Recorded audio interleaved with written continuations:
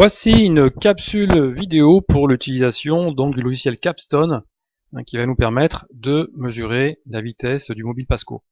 La première chose à faire, c'est de charger en fait le fichier qui a été programmé pour que vous puissiez mesurer directement la vitesse. Donc il faut ouvrir l'expérience comme ceci et aller ouvrir le fichier donc qui s'appelle mesure vitesse. Voilà, donc là le fichier s'ouvre.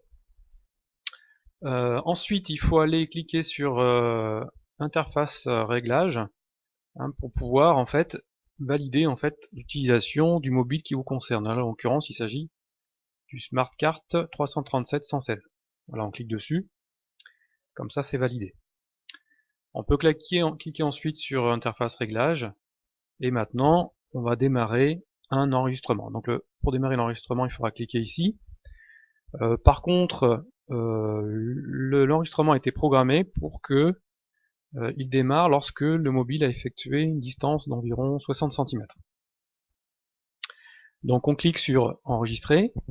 Tant que le mobile n'a pas effectué une distance de 60 cm, eh bien en fait la vitesse reste toujours égale à 0, comme on le voit sur ce point là. Donc si je déplace ce mobile, la vitesse augmente, mais l'enregistrement n'a pas lieu parce que le mobile n'a pas encore franchi sa distance de 60 cm. Ensuite vous le lancez, et vous voyez que l'enregistrement se effectue avec une certaine vitesse. Alors maintenant, grâce à cet enregistrement, on va donc tâcher de déterminer la vitesse du mobile après qu'il ait parcouru 60 cm. Alors ce qu'on va faire d'abord, c'est qu'on va dilater l'échelle. Donc il suffit de se passer ici en bas, voilà, au niveau des graduations des abscisses.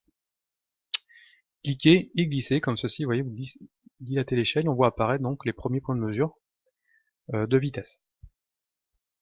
Donc maintenant, pour estimer en fait la valeur moyenne de la vitesse, on va déjà sélectionner les points qui nous intéressent en cliquant ici. Vous avez une fenêtre qui apparaît et on va la redimensionner, voilà, comme ceci, pour avoir en fait accès à la zone où la vitesse est à peu près constante. Vous recliquez dessus pour bien valider les points qui sont à l'intérieur de la fenêtre, voilà, comme ceci.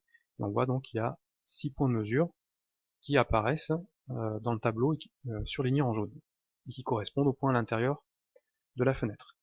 Pour avoir accès maintenant à la valeur moyenne, il faut aller dans les fonctions statistiques. Vous verrez bien que c'est la fonction moyenne qui est validée. Et vous cliquez ensuite sur cette icône là, sur l'icône statistique. Voilà. Et vous avez la valeur moyenne qui est calculée, qui vaut ici 0,753. Voilà, c'est à vous de jouer maintenant.